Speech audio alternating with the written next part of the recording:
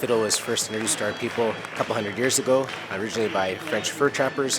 Our people took it up and made it our own, and we have a whole genre of fiddle music now called Gwich'in fiddle music. My name is Evon Peter. I come from a village called Vashraii K'oo.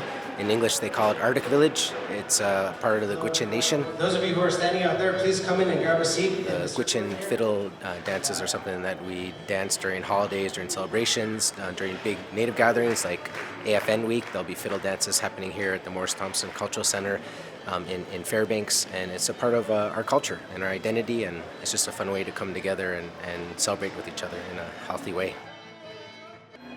Well, we came down here to do our native dances, and we're hoping that we'll help other young people learn our dances. My name is Geno Fields. I'm from Fort Yukon, and I was glad that the young kids got into it, because that's what it's all about.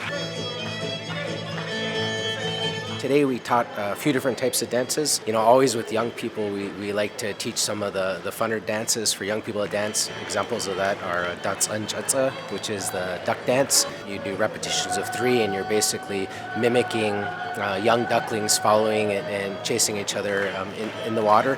During a part of the dance, you make duck calls and duck sounds. And the other one, really fun one for young people, is called Gwich'in, and that's a rabbit dance. During the dance, you get a chance to try to chase your partner in the middle of the dance while it's happening, and it's incredibly fun for adults too, but of course young people really, really love that one. Probably the most complicated one that we taught is one called Netsetla, and that's a rope dance. The last dance we did called Netsetla. It's a long one though, but I was telling them, it's not for an 83-year-old man. Here I'm doing it. That's a favorite dance, like that. I grew up in Vashraii K'oo, and pretty much in our village we would dance, especially during the holidays, 7-8 days in a row straight. We'd be dancing from 7 or 8 p.m. till sometimes 5 or 6 in the morning. As kids, we'd always end up falling asleep underneath the benches on jackets and stuff, but pretty much all of us who grew up there in the village learned these dances just growing up.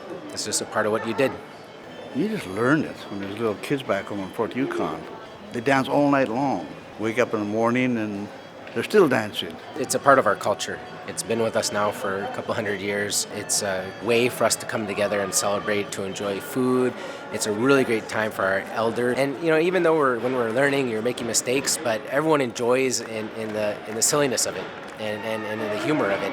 So in my mind, the Gwich'in fiddle dancing is really an important part of who we are, and it's something that my children all love to do, and I enjoy doing it as well myself. So I see, you got a good thing going, why not keep it going?